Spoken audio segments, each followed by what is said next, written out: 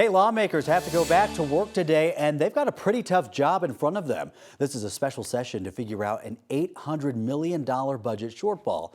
Fun, right? Especially because they thought they had the budget already settled this spring. 9 News reporter Jennifer Meckles is joining us live outside the state capitol this morning, where lawmakers are going to be getting to work this morning. Jenny? Good morning, guys. Yeah, so back in April, state lawmakers here in Colorado passed their budget. They had their state revenues and their expenses even, and the budget started in July. But then in July, something else happened in D.C. Republicans in Congress passed some new tax policy. President Trump signed that into law. And ultimately what happened is that changed the amount of revenue coming into our state. And so now the state kind of has to figure out, what do we do with this new calculation, essentially?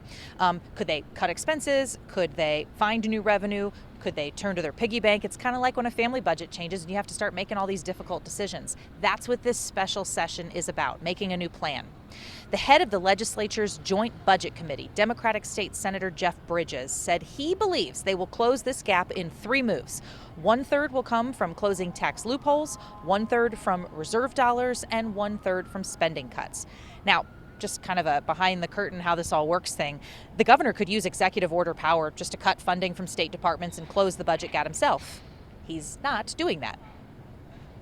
The legislature will get the final say on this, which is why we are modifying the law to make sure that the governor is working with us when those cuts are made, to make sure there's not whiplash between the decisions that are made here and what it is the legislature ultimately says those cuts ought to be. I'd say on top of that, it's important to know that existing law already gives the governor all the authority in the world to say, we don't have enough money, I'm cutting these things, through executive order and no consultation with the legislature. So the bill that we are running actually increases the role of the legislature in a process where we have to cut a lot of money outside of a session.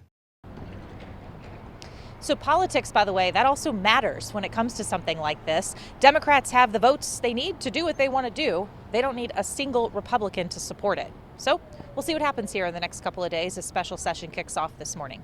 Reporting live in Denver, Jennifer Meckles, 9 News.